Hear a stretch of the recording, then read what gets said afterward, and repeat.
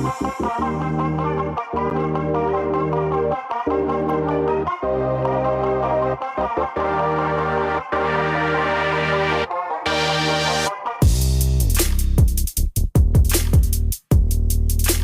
into this edition of Late Night Baseball. I'm Anthony, that's Parker, and today we're wrapping up our division previews here on Late Night Baseball, talking all things AL East. But before we do that, Parker, we got to talk about the spring training trip coming up next week. The first time you and I are going to spring training, first time we're experiencing it as fans. If you're like me, I've been looking forward to this for weeks, dude. I can't wait. I can't wait. This is the first time I'm actually going to find myself at a spring training site during spring training. I couldn't be more excited. It's all I look forward to over the last couple of weeks. So, yeah, it's going to be awesome. Looking forward to it. What we're going to be doing today is let's kind of start talking about kind of what exactly we're going to be doing next week at spring training. We have a hella jam-packed schedule because we literally are soaking up every minute of this trip, and then we'll roll into the AL East preview and wrap up our whole division preview series this spring. Parker, we got a whole packed schedule next week, so just to catch the people up, we're going to be there from next Tuesday evening through we're leaving via car and plane Friday morning, so we're going to be there that whole week. We're actually doing a non-baseball thing that first night. We're going to a Phoenix Suns game, which I'm not a basketball guy. I'm just going for the sports experience. So you're going to have to be my basketball guy that night. I'm not even the biggest basketball guy. I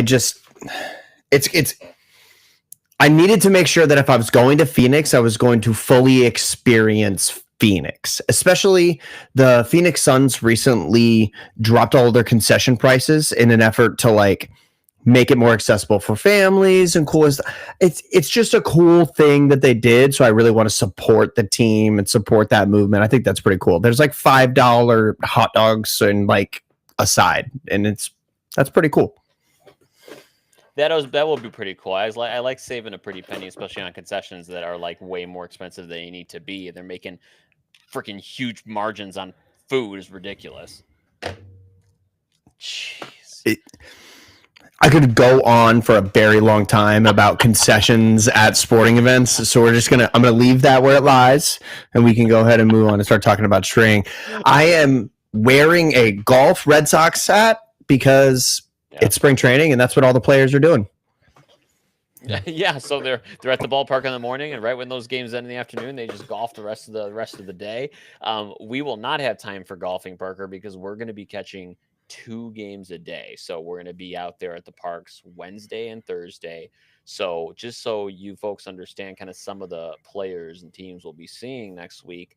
On Wednesday, we're actually going to be starting our afternoon for a 1:00 local time game, Brewers versus White Sox at Camelback Ranch. We're then going to hop over that evening for a Mariners and Royals game at Surprise Stadium, and that'll wrap up our day on Wednesday. And then on Thursday, we're going back to Camelback Ranch, this time to see Rangers versus Dodgers. Very excited for that. And then we're wrapping up Thursday night, Royals versus Cubs at Sloan Park in Mesa. So after all of that, Parker, we're going to try to get a live show in. And the live show will be Thursday night. Now, just big asterisk here. We're going to try. We're going to be on Airbnb Wi-Fi. We don't know how it's going to go, but at the very least, you'll get at least a recording from us. Yeah, for sure. We're going to go ahead and make sure that we get a show out. This is going to be our big prediction show. We're going to get together. We're going to talk about what we expect to happen over the next, baseball season. We're going to make sure that we at least record it so we can post it. We'd like to do that as a live show. Not sure, but we're definitely going to figure it out. Yeah, we're sure going to try. Parker, we are going to go and be in the sun for 2 straight days, enjoying spring training baseball. And this is a first for you and me. Neither of us have gone to spring training action. So what are you most excited about for these 2 days? I want to meet Andrew Benintendi so bad. I want to meet everybody who's ever played for the Red Sox and now plays for another team that is going to be at one of these sites. So like Andrew Benintendi, Mookie Betts, I want to meet those guys because we're going to be at Camelback. I can't wait to just take in some baseball games. Like spring training baseball, you have to be a special kind of fan, I think, to get a lot out of spring training baseball. You have to be interested in the prospects. You have to be interested in just like watching guys kind of get a little dirty and do a little work after a long off season. So yeah, no, I think that's really exciting and I can't wait to partake for sure. So you're going to be a Red Sox talker. Got it. Great. Yes, absolutely. If you played for the Red Sox, watch out next week. Oh, I really hope we get a chance to talk to Andrew Benintendi so that I can do a double take or be totally two-faced and suck up to him after I've shit talked him. Which will happen, friends. Which will happen. I'll say this is there is some energy when I talk to people that have gone to spring training. The comments I always get from people are, it's just the most pure, chill way to experience baseball, and there's just a special energy that gets you even more excited for the baseball season. So I'm just excited to, from a fan perspective, go there, sit in the sun, very chill environment, and watch the vets, watch the young guys who are going to get some spring training action. Scout, we're going to put our amateur scouting hats on and take a look at some of these younger guys. We're talking about teams like the White Sox who have a strong farm system. The Dodgers, who always have people kind of with their system. The Rangers and Royals are young teams. I mean, we got some really exciting lineups here. A lot of exciting players we're going to be seeing. The Rangers and Royals specifically to me stand out. I'm so excited to go be in the presence of Bobby Witt Jr. and like hang out and somewhere around Nathan Eovaldi. That's another former Red Sox. I'm gonna go ahead and try and meet while we're there. I couldn't be more excited, especially to go see teams like you said that are young, up and coming. Exciting to see all of those people developing, and then even like teams that don't necessarily look to be calling prospects up this upcoming year, like the Chicago White Sox, have a bunch of guys that would be so cool to meet and see work that we may not see over this next year. But like, I don't know, we'll probably see Colson Montgomery, so he comes to mind. But I mean, like, all of the pitching talent that you guys have coming up is going to be super, super cool to see. So we haven't really talked about this yet. So this is like kind of some like kind of behind the curtain stuff. Like we're going to the fields in the morning to like watch practice, right? Like, we decided we're doing that. Oh, we hadn't even talked about that, but yeah, I mean, I assume so. I just want to be there. Like I just want to be where baseball is being played. I'd like to go. I don't know if they let you like sit and watch like press conferences and stuff like that. That'd be pretty cool. I'd love to do that. Well, the fields do open in the morning that you can watch like at the practice fields, and there's like viewing areas. So we're definitely going to do that. We'll have to check that schedule here soon so we can get going because it's happening next week. Okay. We're definitely doing that. I've just, it's been a bucket list thing for me, for you to go do this. And it's perfect timing because I've said this a couple shows ago, but it's the perfect year to do this because I really do think this is going to be the most exciting year of baseball we've seen in a very long time. If you look at all the talent in this sport right now, it is the very pinnacle of talent we've ever seen in this sport here in 2025. I really mean that. The top echelon of talent that is about to debut in Major League Baseball this year is truly like a special breed of talented ball player. Like you said, I just think that 2025 is already set up like pretty optimistically to be a solid MLB season just based on the fact that, the Dodgers added again and the Yankees also look strong. And that was the World Series matchup last year. The Red Sox look like they're back in contention, probably, hopefully, maybe someday. And then the Rangers, we got the young upstart Orioles. But on top of that, there is so much talent that could seriously just explode this season that could make the season even better. Look at a team. If the Tigers click, watch out. The face of baseball changes for the next 10 years. Yeah, it sure does. That's what I think that's what gets me more energized than ever is there is now, and you can point to what caused this. There's a number of things, but it used to be 5, 10 years ago, you have the haves and the have nots. You always had the Tigers and the Marlins and the Pirates always at the bottom of the pack, but things are starting to really get condensed, and it's making for more exciting baseball across the league. Like for the first time ever, I'm excited to watch teams like the Royals, the Tigers, the Pirates. Like, when have The we ever said Royals, that? man. Ever? Right. Let's go Royals. When have we ever said that? When have we Never. ever been able to say that?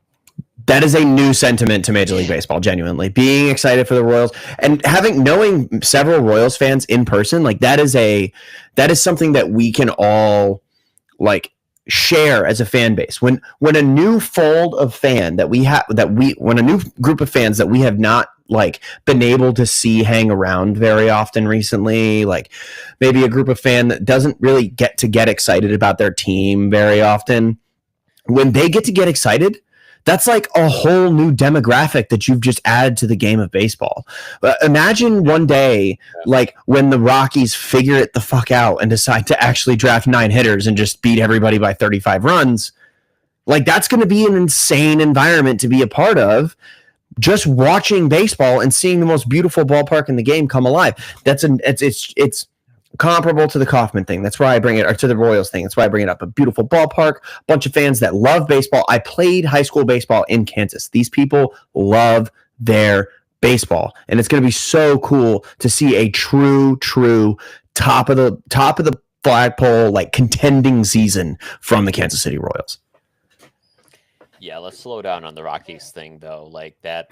All right, that's just an example. It's a metaphor. It's a metaphor. Yeah. When Bobby Witt flies, we could talk about the Rockies. Okay. So speaking of, thank you for that audio, Mr. Royals Stan, our resident Royals homer over here. All of a sudden, will not find a bigger Royals fan than me. I love how quickly we went from a pro A's show to a pro Royals show. I've always been a pro Royals guy. You could go ask my buddy Derek Conway if you're listening to this. I'm out here. I'm representing your Royals. I got you. We went to go see Angels Royals a couple of years back when he came out and visited. It was a good time. A really good friend of mine. Oh, funny. Speaking of Royals, the AL East. Okay. All right. So let's talk about the AL East, Parker. We got to dive into this. This is your home base. We know you're a Red Sox guy.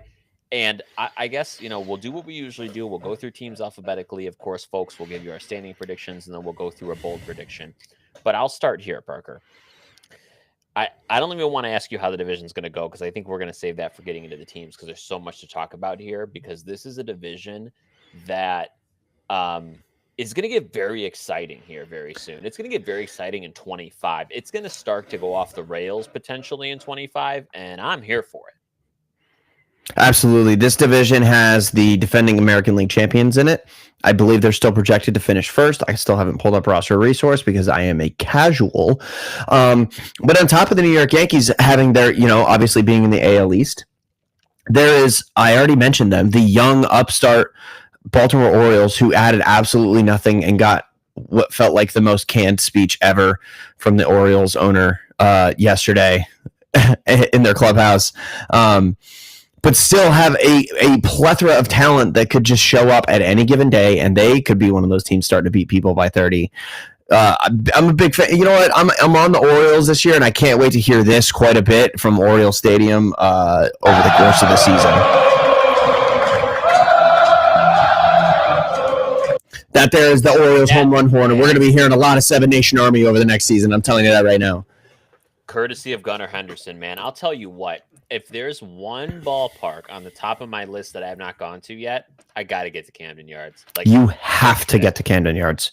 I'm telling you right now, it is electric and beautiful, absolutely gorgeous. If you have not been to Utah Street, you have not been to one of the most compelling baseball destinations in America. Utah Street with the big warehouse is just so cool. Oh man, On the list for sure.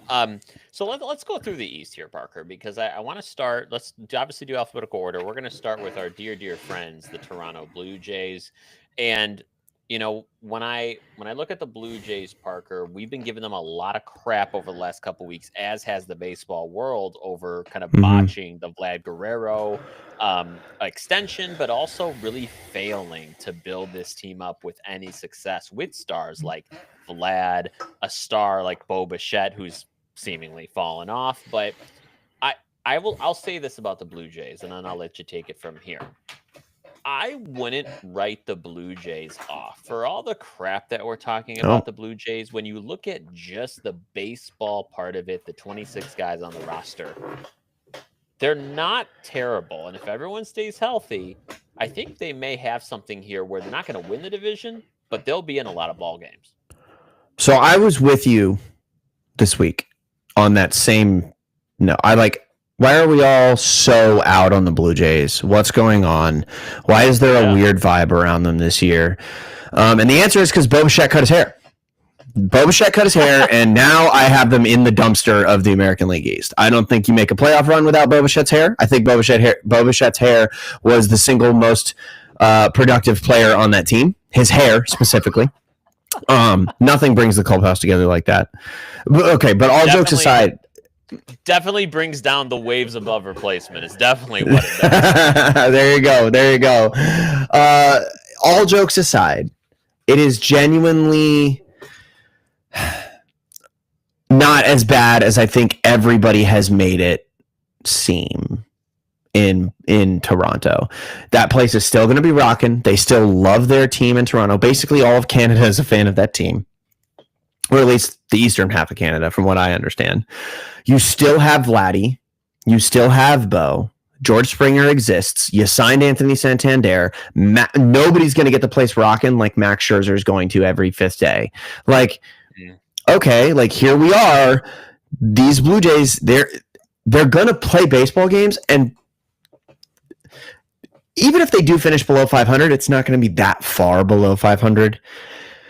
And like, who knows? Baseball's a weird sport, man. Maybe you just catch lightning in a bottle and win like 20 games in each of the first 2 months, and all of a sudden now you're just kind of never out of the race. Well, we've talked about this, right? I mean, this team, if there was any team in baseball today that could use a lightning in a bottle season, it's these damn Blue Jays. Like, they really need to do something here with a disengaged, disenchanted fan base who's pissed off for a variety of very justified reasons. And, and I look at their offseason, and you kind of mentioned some of these guys, but I mean, when you add a Anthony Santander, Jeff Hoffman at the back of the bullpen, Andres Jimenez, like these guys together with the Max Scherzer, it doesn't look all that doom and gloom for them. And I want to throw this out here, Parker, because this will surprise you, I think. What do you think Fangraphs has projected WAR in 2025 for Andres Jimenez? 2.8. 4.1. Damn defensive numbers, man. Let me tell you. It is. The defense is giving helium to that number, but let's play out that scenario. If you have a 4.1 WAR from Andres Jimenez, if you get another 4 or 5 from Santander, Max Scherzer gives you kind of at least 25 quality starts of a solid ERA, like the pieces are there to where, like you said, getting over 500 even by a couple of games isn't entirely out of the ballpark for them. Right, and what Toronto is banking on is Andres Jimenez and a couple other guys, but I'll specifically call him out. Counting on him to have a resurgent season closer to that 2022 season that had him finishing 6th in MVP. He's an all-star. He's a Gold Glover. He had a 141 OPS plus that year. And then since then, it's been a 96 in 2023 and an 82 in 2024. So they took a gamble. Because if Andres Jimenez does pan out, he's extended for how many more years now? He's got a few more years. He just signed an extension. I think it's like 4 years at least. Yeah. Yeah. So like, okay, the Guardians, they didn't get what they wanted out of that deal. They did, at least not immediately. And they, credit to them, got rid of a whale of a contract, or at least somewhat of a whale of a contract after a couple years, and were able to find a buyer. And also, I think win-win. Credit to the Blue Jays, because what's the worst that happens? The next 3 years, you have Andres Jimenez. He's making money, but like after this season, are they really going to be competitive? It's the perfect time to have one contract that you kind of regret bringing on board. I mean, that's a big regret, man. I mean, 2027, $23.5 million for 3 or 4 WAR of Jimenez. Ugh. Like, that's terrible. I'm not. If he puts up 4 WAR, I think you're okay with it. But that's a big if. That's a big if. I don't know. 4 WAR's a lot of WAR, man. 4 WAR's a lot of WAR. I don't know if it's 23.5 million. No, no, that's crazy. You're not wrong. But good defense is so hard to find these days. That's true. Especially a second base. Sure. I mean, we're in a world where Jose Altuve is moving to left field. So, I mean, Jesus. Exactly. And I would assume this season he will most likely be playing second base because Bo Bichette's not going to move off short before hitting free agency. Yeah. Bo Bichette's a left fielder. In case you guys didn't know, Bo Bichette's a left fielder. And that dude's going to play left field the second he signs a deal, but he's going to be a shortstop once he hits free agency.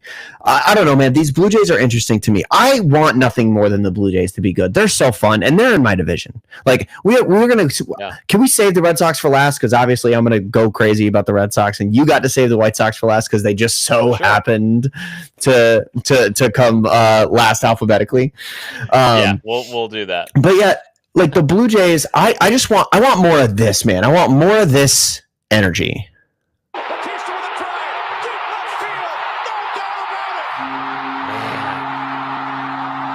This was one of the greatest baseball moments of all time.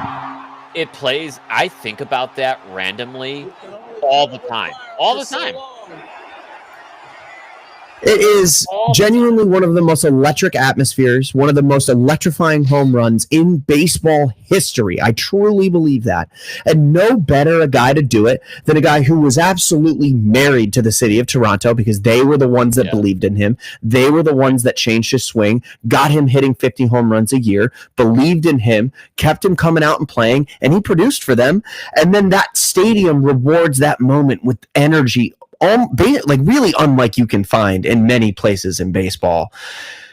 I need more of that for these Blue Jays fans. They deserve it, man. I mean, if you're and I'm not, this is going to sound like I'm throwing shade. I'm not, but like if you're living in Canada, living and dying by your baseball team, there's nothing I want more than for you to be rewarded for that faithfulness, for that dedication to your team, because I know you're in the minority there, because baseball fans are in the minority in the country that it grew up and took its first steps in, let alone our brothers and sisters up north.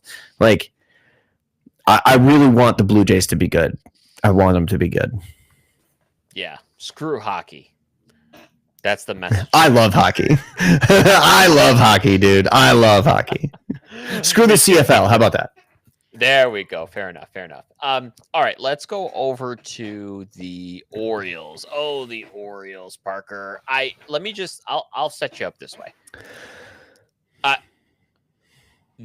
Did they push enough this off? Nope.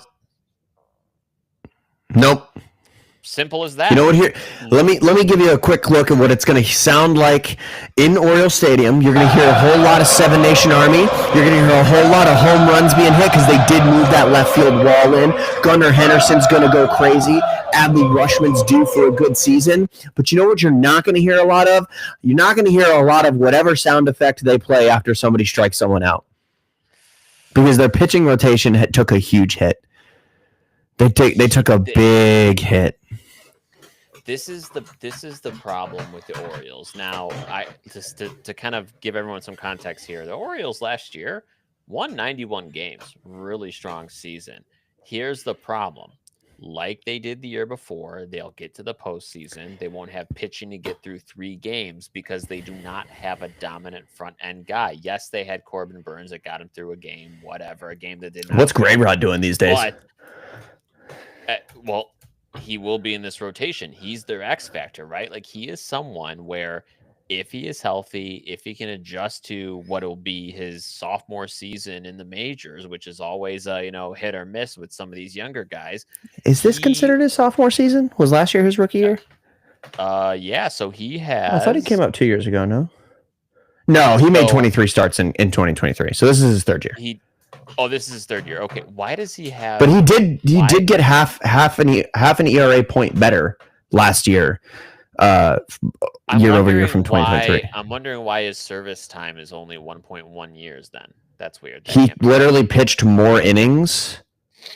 Well, he's only made 43 starts. So okay. I see what you mean. I bet you he was he was probably like a May or June call up, made 23 starts in 2023. He missed time last year due to injury. And with a guy like him, you can get away with the service time manipulation of putting him down in AAA to rehab the injury and not accumulate service time. So I wouldn't be surprised if that's what they did. That makes sense. I think when you look at his ERA last year, it was a shade under 4 at 3.86. If he can stay under 4, I mean, he's going to be their number 1, number 2 starter. Don't forget they have Zach Eflin there too. He is getting older. He's had electric stuff the last 2 years, but I wonder when he's going to start falling off. That's a concern. But beyond those two, you have, a 41-year-old Charlie Morton. Dean Kremer's not scaring anyone. Tomoyuki Sugano, you never know how a guy's going to adjust going from Japan to the United States. It's just, he held a press conference today. I didn't get a chance to watch it. I didn't either, but you know what? I may check that out after this because they need something, these Orioles, and where I get concerned with them is, and we've kind of talked about this a couple weeks ago, there's timelines on this stuff, guys. Like, you have this core of young players, and I'm starting to wonder, and kind of like with Chaim Bloom, and people doubted what he did with the Red Sox. Does Mike Elias, is he only a guy that can build a farm system, but then not sustain a winner? Like, is that what we're talking about here with their GM, Mike Elias? Because it certainly seems like it. I mean, the type of guy who can do both is kind of a unicorn. I mean, when you look at, of course, the only one that I'm going to be able to speak on because it's the one I've literally read the books about is Boston. But when Theo Epstein left, like, there was a hole to fill. And they've done that basically in stages. Like, they get the guy who builds the system, and then they get the guy who breaks the system, and then they get the guy who builds the system. Maybe they just didn't get the right guy to do both. To your point. I mean, yeah. Well, I was just going to say, their line. I'm higher on their lineup, I think, than you are. I mean, there isn't somebody who's projected for lower than a 105 WRC plus in that lineup. So, okay, be that as it may, that's fine. Sure. But there is a real problem with their pitching. Sure, Felix Bautista's coming back. He's also coming off of Tommy John. So how much can you really, count on him? Yennier Cano, Sir Anthony Dominguez, they had bullpen pieces, but when you look at the rotation, and the rotation is Zach Eflin, and is your number 3 starter 41-year-old Charlie Morton? Like, is that what we're doing? I don't know, man. Here's what I'll say. It's the silver lining here, if there was one, is they do have 4 starters on the injury list right now. Kyle Bradish, who's solid. Right. Chase McDermott, Trevor Rogers, and Tyler Wells. Like, if those guys all come back healthy, which you can never bank on, okay, well, maybe then we're talking because it's not like I have a top 3-4 guys, but at least I have a committee of guys that I could potentially rely on. But you, again, can't bank on that here. So they're not fortified enough. So I don't know. My thing, we're not going to see Kyle Bradish and Tyler Wells. They both got Tommy John related UCL surgeries in June of last year. Yeah, that's right. If they do come back, they're making playoff runs, and I don't even know if you want them doing that. I think you just call 2025 a wash on those guys specifically. I mean, they're only 30 and 28 years old, so honestly, kind of their best years are ahead of them. Chase McDermott and Trevor Rogers, yeah, we could see it, but they're both also very recently hurt, January and February of this year. So, I mean, we'll see. I think you need to go out and add an arm. Not, I think that Nick Pivetta should have been high on their wish list. Maybe, who knows? You have so much prospect capital. Go trade for Dylan Cease. You know, like he changes the face of that rotation. I mean, yeah. Can I interest you in a Patrick Corbin or a Kyle Gibson return or a Lance Lynn? Like, can you get at least one of those guys? Like, this is not that hard. Yeah, there's plenty of guys out there that want to pitch, though. I don't understand. Jose Quintana, the best of that. Oh my God, he should be an Oriole, man. How is he not already an Oriole? People are saying, how is he not a Met? I mean, I didn't come up with this. Oh God. Let's not talk about the Mets. You know how many times I wanted to text you this week and I got distracted with other shit because every time I turn around, Montez is injured, Manea is injured, and how many times did we talk about with the Mets they didn't have enough, and now they really don't have enough. Like, come on now. This is the. You know what the problem is with them? Their big problem, and Ken Rosenthal had this on Foul Territory today, which I've started watching Foul Territory every day, which I don't know how I feel about myself. Watching Foul Territory every day. But anyway, this is how addicted to baseball. When I start watching Mad Dog, call the police, okay? Don't get me started. Do not get me started. So listening to Ken, that's why I listen, because I do enjoy my Ken Rosenthal. Start to get a little annoying after a while, but he does always get the information first, it seems.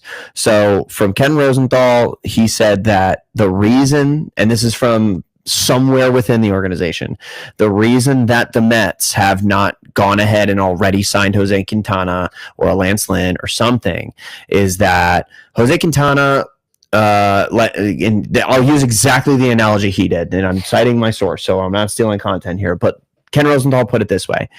Jose Quintana, let's say he makes $10 million a year. Probably not going to make $10 million a year, but let's use a round number. There's 110% Steve Cohen tax on top of signing whoever they sign because they are over the highest luxury tax threshold already. So what you have to ask yourself is, on a $10 million contract, is Jose Quintana worth $21 million? No, he's not worth $21 million. So that's why the Mets haven't signed him. But I don't understand why the Orioles haven't signed him, because they basically pay peanuts for their players at this point.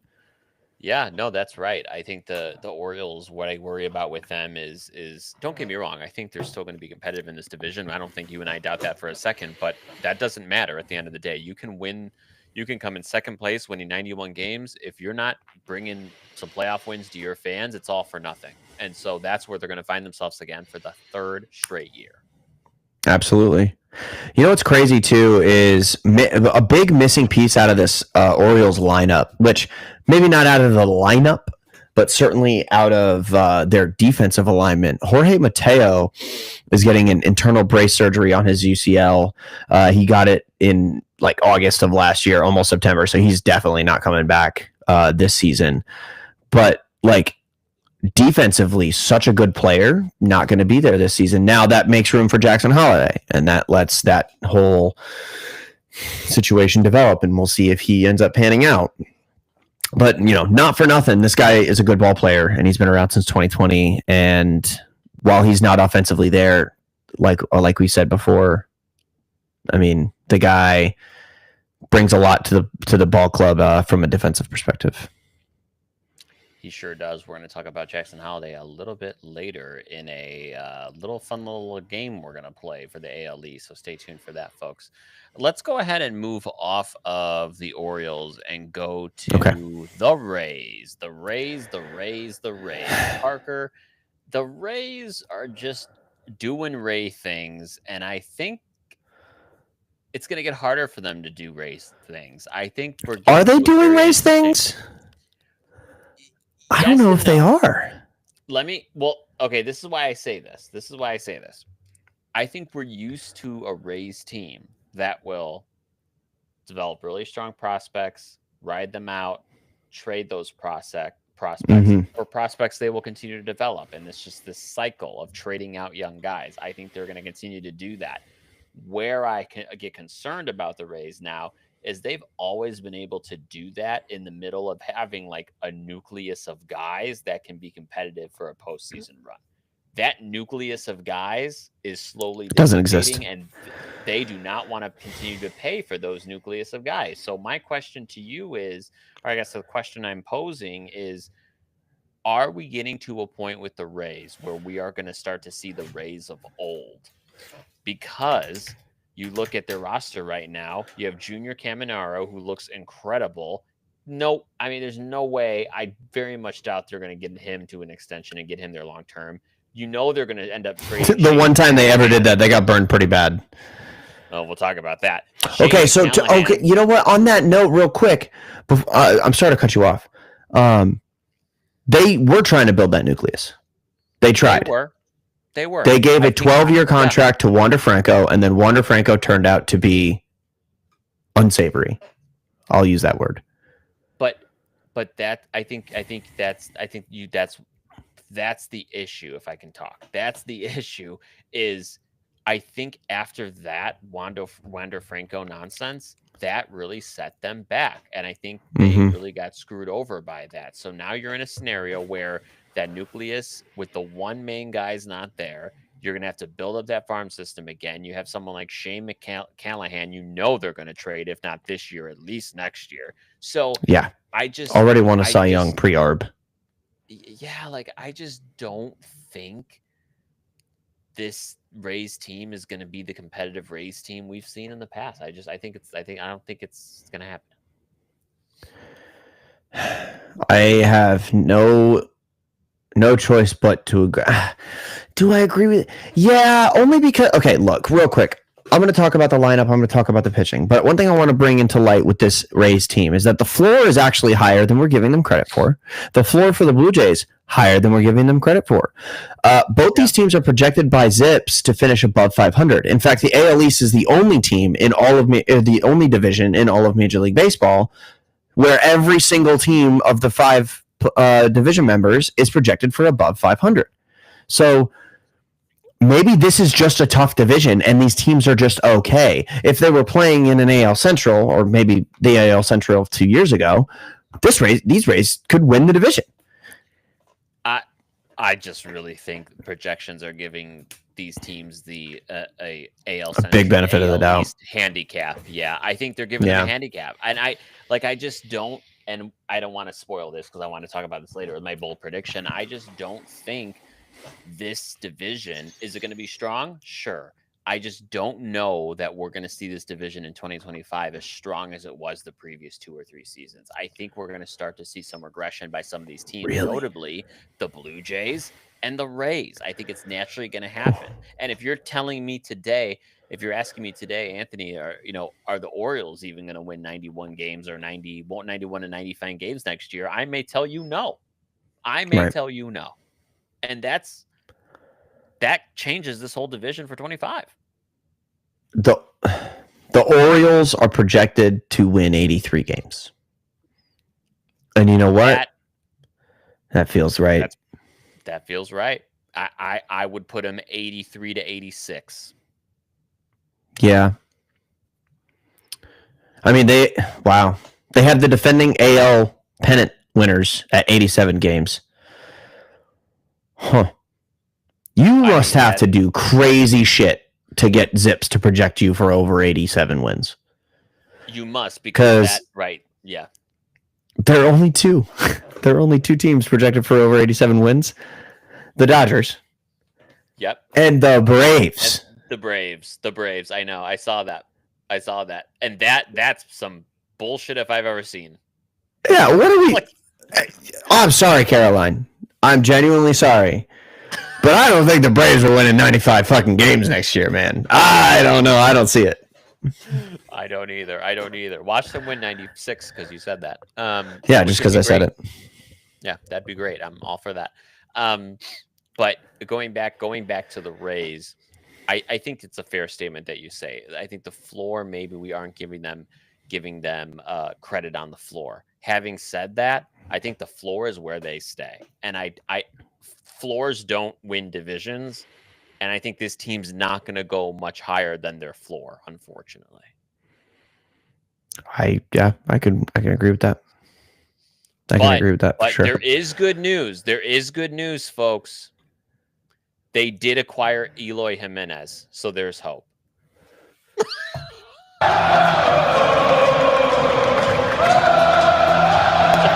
Let's go, Eloy Jimenez. You are a Baltimore Oriole. No, the Rays, not the Orioles. Oh, the Rays. That was wrong. You just. I just want to use a soundboard. Again, you want to use a soundboard. You're an Orioles guy. You know what we've discovered here? We're more a fan of other teams than we are of our own goddamn teams. I think you keep your mouth shut, sir. We haven't even gotten to the Red Sox yet. This is why I'm speeding this up, because more than half of the allotted time on this show is going to be on the Red Sox. Just one. All right. So on that note, let's go ahead and move before we get to the Red Sox for last. Let's go to the Bronx Bombers and talk about the Yankees. Now what did I do wrong? What did I see wrong? Well, you tell me, Parker, because I'll tell you what, I'm kind of high on the Yankees. But before I go into my Yankees spiel, why don't you tell me what you think of the Yanks for 25? Yeah, I'd like to know who's playing third base. You don't like Oswaldo Peraza? Oswaldo Cabrera. Cabrera, you're right. No, not a fan. Not a fan of Oswaldo Cabrera. Can't say I am. They don't have a third baseman. They don't have a good third baseman. Ben Rice. I don't know. Maybe get crazy. Move a first base. Move a catcher to first base to move him to third. That'd be crazy. Hey, I don't know, man. Nolan Arenado, man. Nolan Arenado. Nolan. If they did acquire Nolan Arenado, I would be very sad. I would be happy for Nolan. But that would do insane things for their defensive alignment. Aaron Judge is back in right field this year. They have a true center fielder in Cody Bellinger. Super happy about that from a Yankees perspective. Happy about that. Paul Goldschmidt, I mean, he's going to do Paul Goldschmidt things. He's going to play good defense. He is going to be a big part of that lineup. Jazz Chisholm gets to go back to his natural position of second base. You still got Anthony Volpe. They're just waiting on him to pan out. They're just waiting and wait. He needs to like this year. Yeah. I mean, okay, 3.5 WAR, sure. 86 OPS plus last year from Volpe. Oh, you're starting Aaron Boone. You are starting in Yankee Stadium. A player with an 86 OPS plus for his third big league season. If George Steinbrenner were alive today, somebody would be fired to do something like that.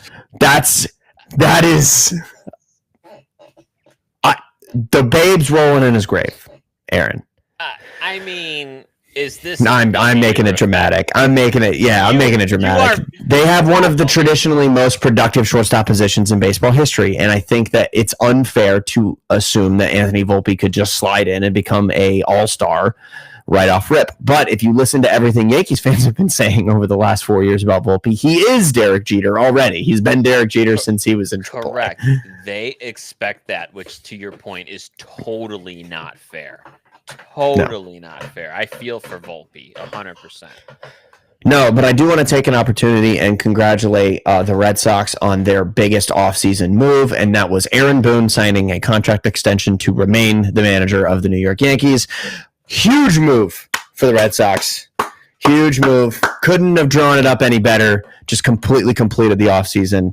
I have a lot of respect for Aaron Boone. I personally think that he's a strange manager, but clearly the most important thing of a manager really is the clubhouse. Like, how well do you control your clubhouse? And I think he's done a very good job of managing that clubhouse and all those personalities in such a media market as New York. I'm a Boone guy. I've always liked Aaron Boone. Part of me was hoping that prior to this season, they let him go. They didn't win the World Series. They let him go so the Sox would grab him. But we all know how that went, and I love Will Venable. So anyway, what I will say about the Yankees here, Parker, is there's one X factor here that I'm really looking for the Yankees. Is I'm really looking at Jason Dominguez in left field. This is the guy who top prospect in baseball for a number of years, kept getting hurt, couldn't stay on the field when he made a major league debut, and even last season was on the IL. But now, I mean, you look at his 2024 minor stats, he had hit 361 in the minors last year, Though in major league action, he batted 179, albeit in 18 games and 67 plate appearances. So it's a small sample size, but they're putting all their eggs in the Jason Dominguez basket, and he'll be their left fielder for next year. If Jason Dominguez can give them 260, 15 home runs, 50 RBIs, we're in business. I think they're in business. I think that would be a rabbit out of the hat, icing on the cake scenario for them. Okay. Yeah, I mean, I can get behind that. So projected on Zips, Jason Dominguez is projected for a 112 WRC plus, which would put him. He's basically projected to be Cody Bellinger offensively, and then defensively, we already know he is a minus defender, like not the best defender. So he's going to play left field, which is fine. He's going to play left field. Yeah, a lot of ground to cover in that left field, but correct. But don't need the arm. No, don't need the arm. And you do have Cody Bellinger playing center to kind of cover you. And you do have Aaron Judge, who every Yankees fan ever seems convinced he's a center fielder, so he can probably cover a little ground and right. So you shift the whole outfield over a little bit. We're making moves here. Yankees fans need him to pan out more than anything in the world. Genuinely, this is a guy that you've been waiting on for a couple of years now. He's had injury problems. If he stays healthy and has the same season that he is projected for, I think you're right. I think that's the kind of thing that, like you said, 16 home runs is what he's projected for in Zips. He's projected for 56 RBIs. Like, that's the kind of season that I think you're like, all right, okay, Jason Dominguez is here. He has arrived. My thing is, though, I believe he bats left, right? He's a lefty. Yes. I'm looking. No, he's a switch hitter. He's a switch hitter. Okay. All right. Yeah. Well, even that. So, if you're going to take any at bats from the left side of the plate in Yankee Stadium, I need more than 16 bombs from you. If you're the caliber prospect that Jason Dominguez has been touted as. Sure. Yeah. No, that makes perfect sense. What I will say is one thing I'll be watching this season for the Yanks is their rotation, because I gave them a lot of crap last season for their rotation. And I'm going to be honest with you, Parker, this rotation this year, it's a rotation I can get behind. It's one I can believe in. I mean, you look at this rotation here, we're looking at obviously the reliable Garrett Cole, followed by Max Fried, who's an addition, Carlos Rodon, Luis Gil, and Clark Schmidt. And that's not even talking about Marcus Stroman, who was kicked off of the rotation and looked like he's the number 6 relief. Number 6. Yeah. So, I mean, I feel a lot better about this for them this year. There is no other way to put it than to say that the Yankees have a top 5 starting rotation in Major League Baseball, I think. Especially if a guy like Luis Gil comes out and has a season similar to what he had last season. He was, through July, it was like, okay, this is Luis Gil's rookie of the year to lose. So if he goes out there and he has a similar season to how he had last year, and Clark Schmidt is anywhere near the guy that, if he can stay on the projected 3.95 ERA that they have for him on Fangraphs, I think that's perfect for them. I think that's, they'll take that every day of the year. Yeah, absolutely. Absolutely. And then, like you said, the top 3 of this rotation are absolute nails. Like, what else are you going to do? Yeah.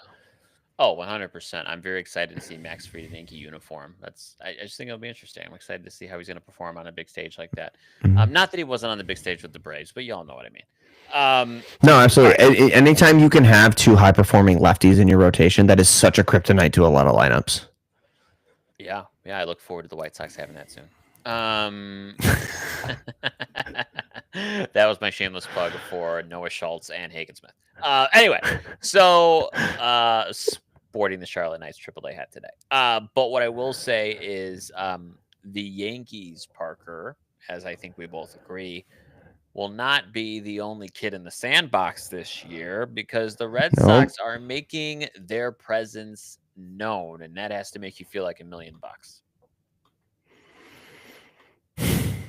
I have been waiting so long to get this excited for my Red Sox. I have been waiting since 2019, truly, for my Red Sox to feel as relevant as they do right now. And I know, like, I could go crazy right now. I could seriously just go off on a tangent and talk about my Red Sox for the next hour.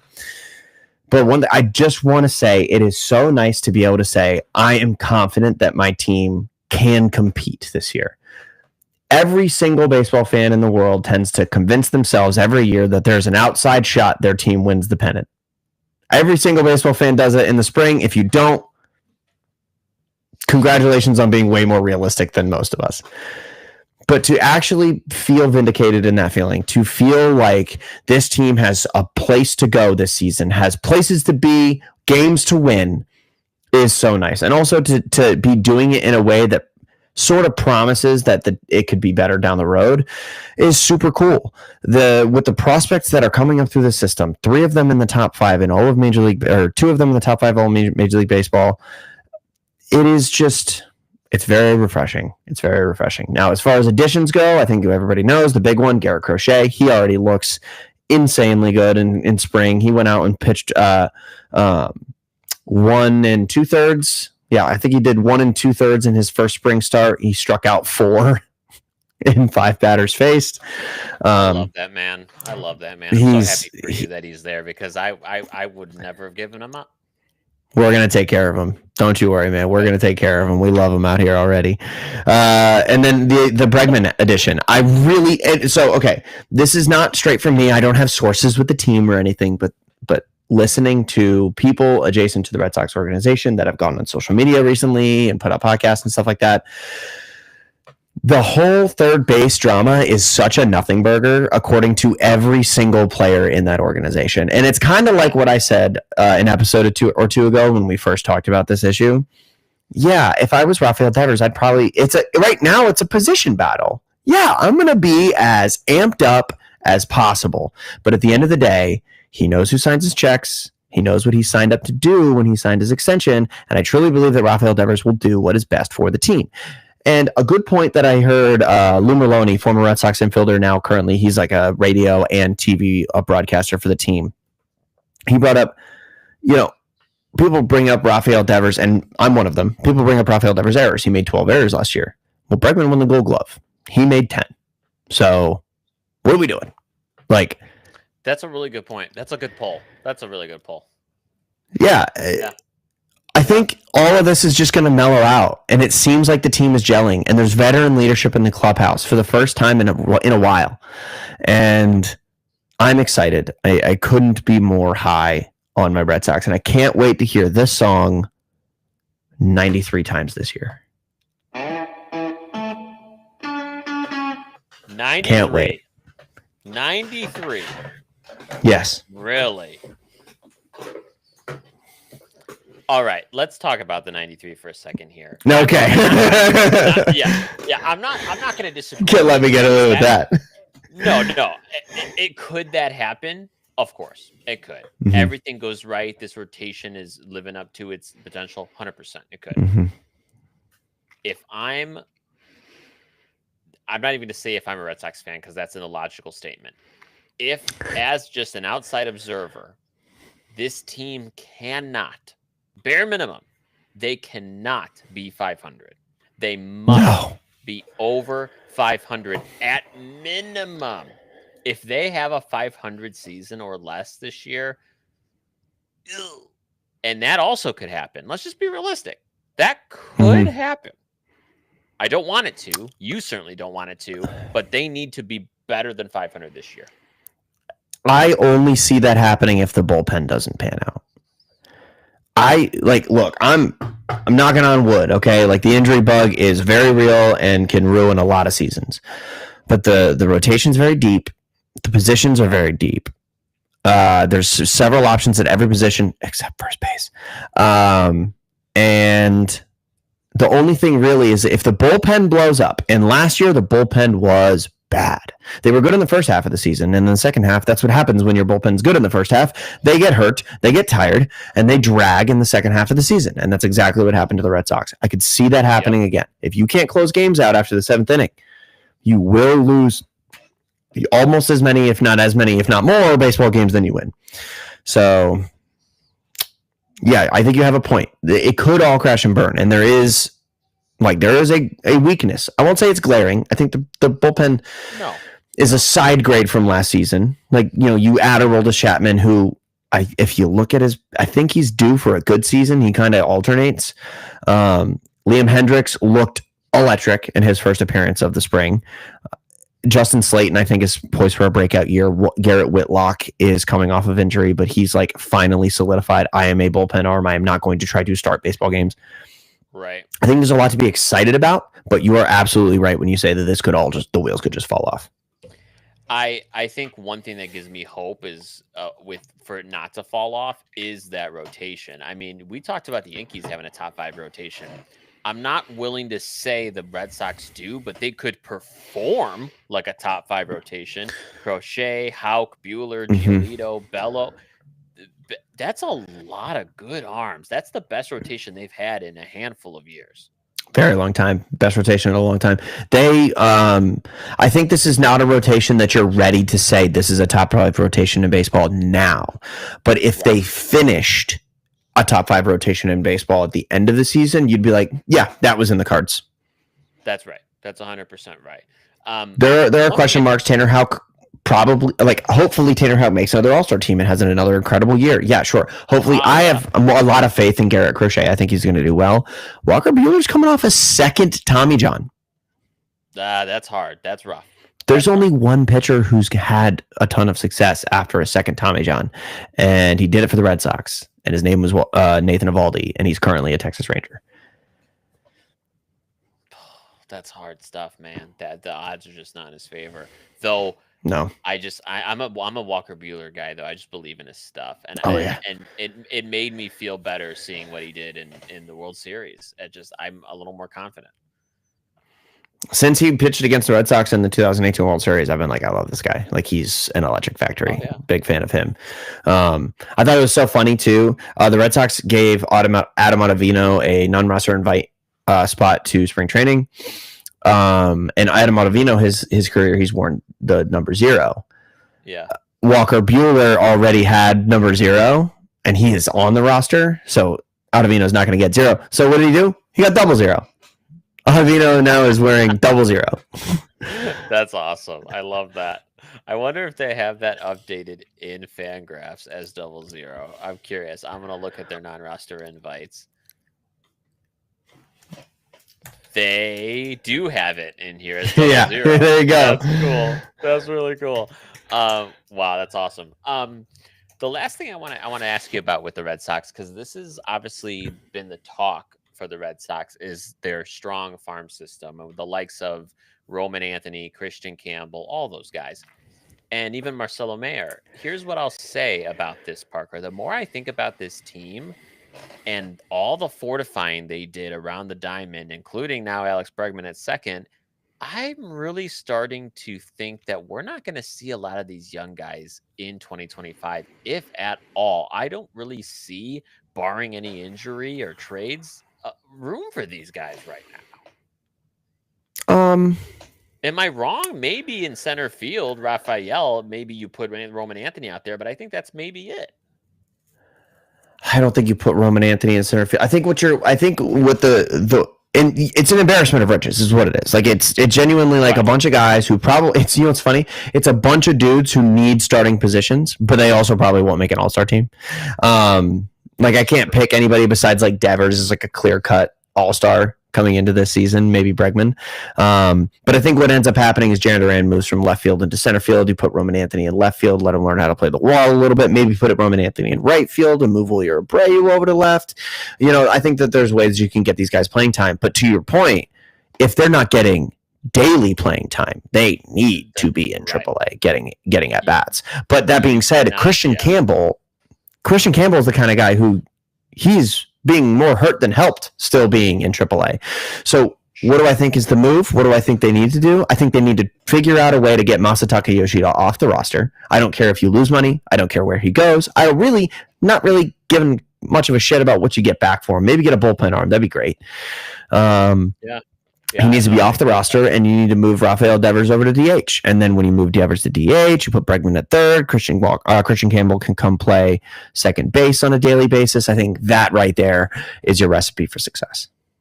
That's a good solution. I do get worried because seen this a lot, unfortunately, with some Chicago teams. You bring these guys up, you can't have Roman Anthony starting every second or third day. You just can't. So they need to figure it out. I like the Yoshida move. I think that's probably the solution right there. But you know what's going to actually happen? In June, 2 outfielders are going to go down with weird injuries, and you're going to have both of them in the outfield. Yeah, and who knows? Let's not forget. Wilyer Abreu could just totally light the world on fire this year. Oh, we're on opposite sides of that spectrum.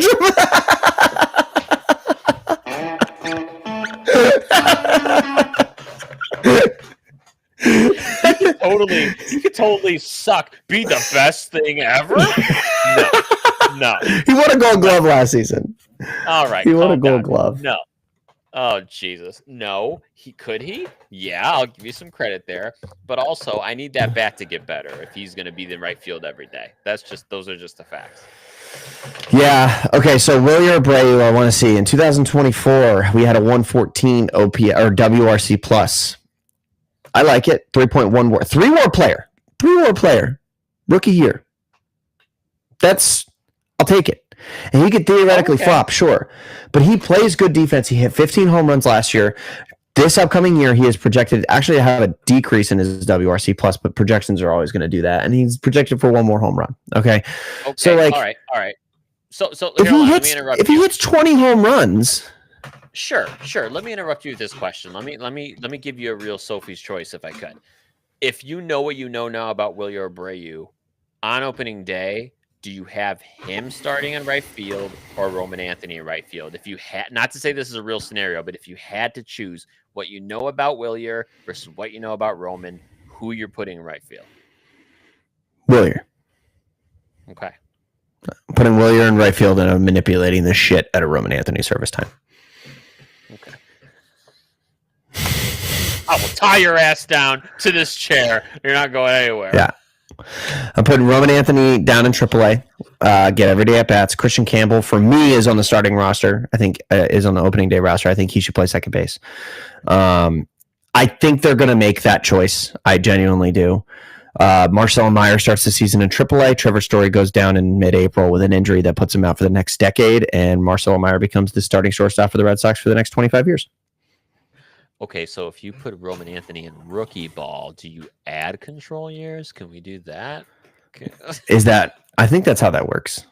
I'm pretty sure that is. What if we send him to play college ball? He never played college ball. Oh, well then obviously. Yeah. Yeah, he's 20 fucking years old. All right. Let me call Craig. Craig. Craig, Texas A&M's calling.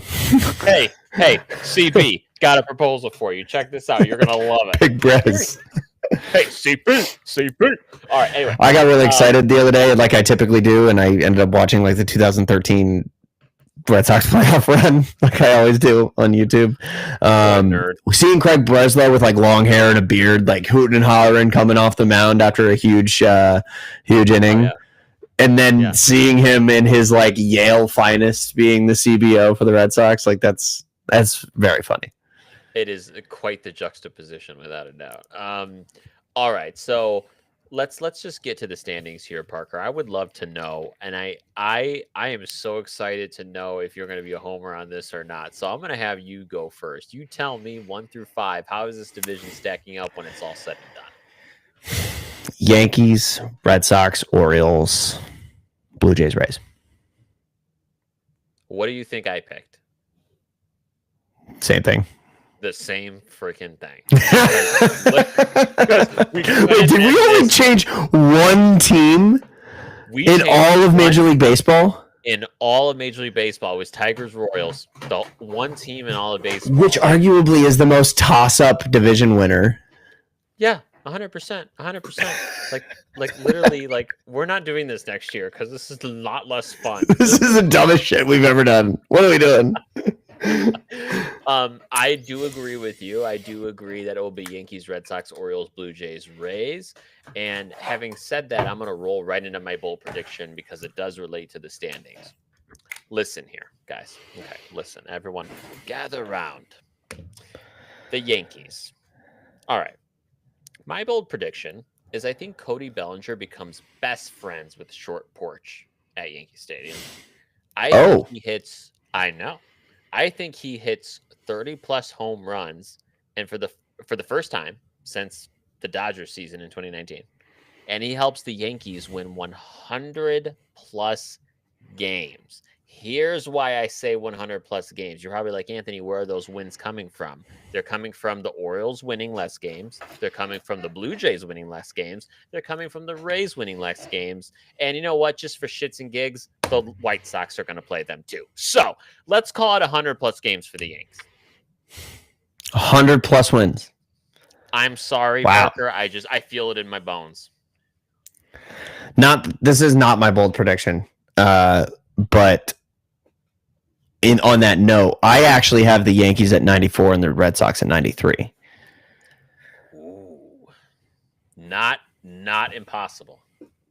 Yeah, I could totally see that happening.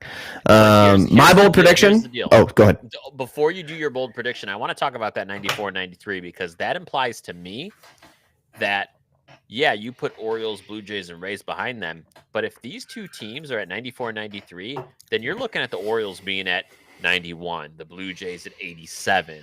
Like everyone's moving I got the up. Orioles at like 89.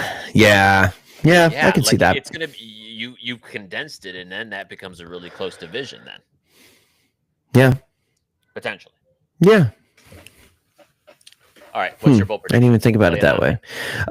My bold prediction: Jarren Duran's going to win the MVP award. Shut the front door, dude. Okay, no, that's too bold to be a bold prediction. But what is not too bold, but it genuinely has legs. Okay. Christian Campbell will win the Rookie of the Year. Okay, now we're talking. All right. Yeah, I think Christian Campbell will win the Rookie of the Year, which stinks because no matter how much playing time he gets, he then uses a year of service time. But I think you get a draft pick. I was going to say, yes, you get the draft pick, so that's cool too. Yeah, so I think Christian Campbell's going to win the Rookie of the Year, personally. If I could add one more on there, somebody in this division wins 20 games. I don't know who. I don't know. There's a lot of really good starting pitching in this division. No offense, what a dumb prediction. That was terrible. 20, so not committal. 25 starters in this division. One of them's gonna win 20 games. To be fair, that's a pretty bold fucking prediction in 2025. One of these guys that throws the baseball is gonna win some games, particularly 20 games. Okay. Is that what I sound like? I took some liberties there, but yes, I did. All right. Oh, man. It's time. Let's play a game. Parker, let's get the boards. I got mine. We're right here. I got it. I have to clean off my board because I was working on some physiological little drawing.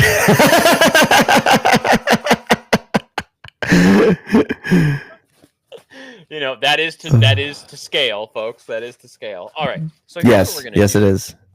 We are gonna, Parker. We're gonna do we're gonna play some bets here. We're gonna do some over-unders on a few stats for the AL East.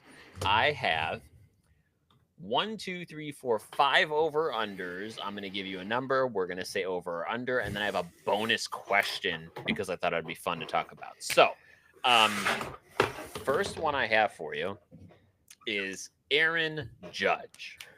I have him at 49.5 home runs. Over or under? Oh, I'm ready. Ready? Go. Yep. Over. What do you got? What do you think? We both have over. I got it like 54, 52. Yeah, I could see that. I think it's gonna be very hard to get back to 60 again in his career. I think 52 is pretty reasonable. Yeah, for sure. Yeah, I could definitely see that. He's such an animal, man. Like, he is. Looking at, there was somebody posted it on Twitter, so I saw it, and it was a side by side of Juan Soto versus Aaron Judge. I don't remember if it was career numbers or maybe over the last 2 years or something like that. Aaron Judge just wins in every single category. He's genuinely maybe the best right-handed hitter to ever touch a baseball bat, and that sucks to say, but it's so crazy to watch him hit. He is. He's a fun guy to watch. That's for damn sure. All right, this one's for you, Parker. Garrett Crochet. Strikeouts. 199.5 over or under. Oh, I'm ready. Go. Over. All right. If he doesn't get over, I'll be very disappointed. Fangraphs has him projected at exactly 200 strikeouts. Yeah, 210, 205, 210. I can see him. We need a lot of innings from him if he's going to get that number. But I mean, he averages more than a strikeout an inning, so that's true. That's true. Yeah, that's on a low end. He could rack up honestly 11 Ks per nine. He really could. Yeah. All right, let's talk about Jackson Holliday, Parker, because Jackson Holliday really needs to show the goods this year, and he's going to get a full season in the MLB, and we need him to put up some numbers for the Orioles. So Jackson Holliday, batting average, 250, over or under for 2025. This is a hard one. Okay, I'm ready. Okay. Yeah, I've got under. We both went under. I have my doubts, Parker. I don't like what I've been seeing from Holliday at the MLB level. He's got enough playing time now where he needs to make some adjustments for this year. He really, really does. For sure. And 250 is such a good number to have used for this because I think he's like a 247 guy or something like that. Like, so 240s hitter. He could easily end up being like a 260. The thing that got me was like if I opened up BREF and after the end of next year and I saw Jackson Holliday 263 hitter, would I be surprised? No, probably not. I'd be that surprised. Like 263 is fine. But I just think he's on the lower end of the 200s. Until I see it, I don't believe it kind of thing. He put on some weight this offseason, and I think that's going to help him. So we'll see. Well, I mean, we'll see. Apparently, he's in the best shape of his life. Anyway. Everybody's in the best shape of their life, Anthony. It's spring training. Everybody. Well, I didn't get the memo because that is definitely not the we talked about the Rays earlier, Parker, and how there's some guys that they may look to shed by the middle of this season at the trade deadline. So we're doing now Rays trade deadline trades. 3.5 is the number. Are they going to have more than 3.5 trades or less than 3.5 trades? Okay.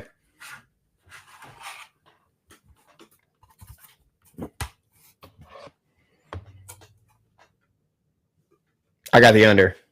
All right, we both picked the under. So here's my thought process with this is I do think they're going to make 2 trades and try to get a prospect haul. One of those guys, I think they could seriously look to trade McClanahan. I think that is a possibility. Oh, yeah. McClanahan, Yandy Diaz. Yeah, I can see those guys getting dealt. Brandon Lau's on that list. Yep. Josh Lowe. Both Lows. Both Lows. Both Lows. Aim high, trade low.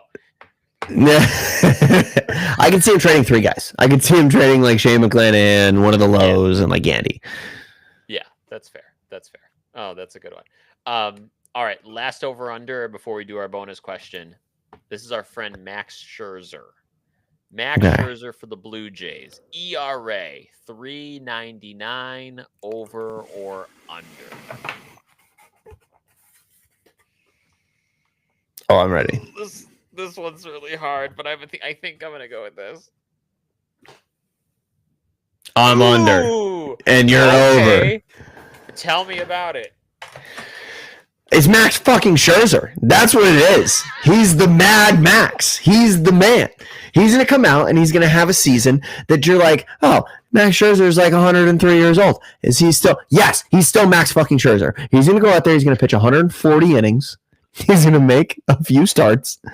And I think his ERA is Not too far below 3.99, but definitely I think below 3.99. I think the second max. What was his ERA last season? Where was he at? His ERA last season was 3.95. Yeah, I think the day that Max Scherzer posts a full season where his ERA is over 4 is the day he calls it quits. Okay, that's interesting. So I agree. I totally. That's as long as Justin Verlander has also retired.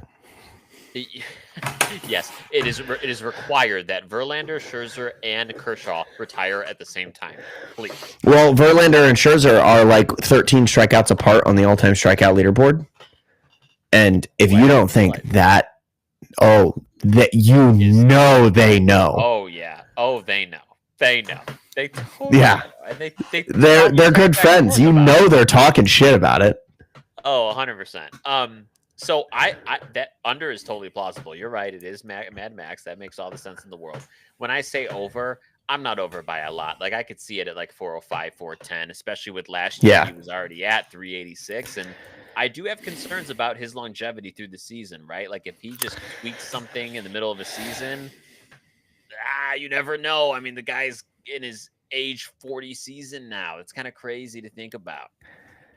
You know what a good comp I think for him this year is? Other side of the mound, but Crochet last year. Okay. Like, what was that 130 innings? 140 innings? I believe. Yeah, 140. I could see him doing something like that. Less strikeouts, but that workload. Yeah. That workload would be reasonable. I think that was probably the most you would expect out of him. Mm-hmm. Would be fair. All right, I got a good bonus question for us, Parker, to wrap up today. So our bonus question is not an over-under. It's just kind of a throw a team out here question. Does Vlad Jr. get traded at the trade deadline? And if so, which team is most likely to trade for him? He doesn't have a no trade? No, there's no way. He's pre-arb. Because it's pre-arb, right? I think he does get traded. And I think he goes to the Yankees. Not a chance. There's no way. He doesn't have a choice. He hates the Yankees. I know. I'm not saying on his part. I'm saying on the Blue Jays' part. I don't think they trade him in division. I don't think they care if they're losing out on their season already and it's for 1 year. Because he's going to market. True.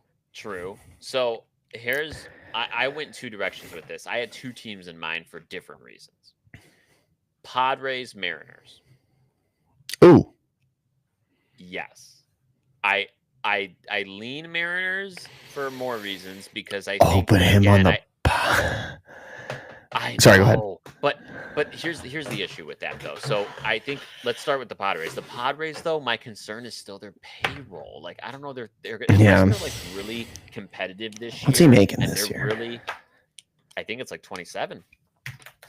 Yeah, I mean he's last year of ARB, so he's going to be making a good amount of money. But if he's in a situation, Parker, where are the Padres in a situation they're going neck to neck with the Dodgers the whole way, then maybe I am in the ownership, the Sidlers. I am spending money and increasing that payroll at the trade deadline. 28.5. See, yeah. But if I'm the Mariners, I have some pitching capital to give away for a half a season of Vlad, but that also needs to be a situation where they're in it to even gamble that for a half year of Vlad because he's not going to. I don't think they do it. They're a little more risk adverse with their pitching for a half a year. Yeah. They have. I don't understand it because they have the single hardest thing to acquire, and like they have too much of it almost. They have more than enough at the very least, and the far easier thing to acquire, they have just decided that they don't want it. And like it's not that hard, Seattle. It's not that hard. Find a couple of guys that you can look at him and be like, he gets on base. Yeah, he gets on base, man. Like find a guy that you can do that with. Find 2 or 3 guys that just he gets on base. He gets on base because that's all you need to put a few guys in the lineup that get on base and get them to score runs. And you are a very good playoff team. Not just a playoff team, but if you score 4 runs a game, you can be a very good playoff team with that rotation. You can be, and you know what? I'll leave you with this, Parker. I've been so excited for spring training. I've been watching all my White Sox videos, catching all the interviews, watching the highlights. And you know what could help the White Sox surprise people this year and win ball games? Doing the little things right. Getting on base and driving in runs. And guess what, folks? In baseball, everyone who's made it to the major leagues, fun fact, can play the sport, okay? And if you are doing these little things right and you're getting on base and driving in runs, I don't care if you're making $40 million a year or $4 million a year. You never freaking know. 2025 White Sox World Series champions. You heard it here first. You heard it here first. You heard it here first, folks. All right, Parker, any last words before we head off to Arizona? Wow, we really are headed off to Arizona, huh? Oh, man, I'm so freaking pumped.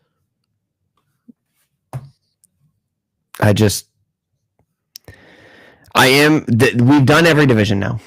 And you force yourself when you do that to take a look at every single team. And I think that I am so much more with you at this point in the offseason than I would have been a month ago, where you said that this could be one of the best baseball seasons we've seen in a long time. There is so much talent. There is so much to be excited about.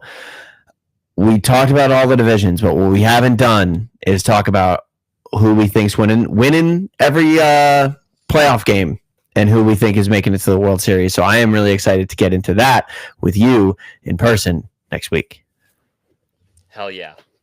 Let's do it. We are going to have a great time in spring training next week. Make sure you are following us here on YouTube.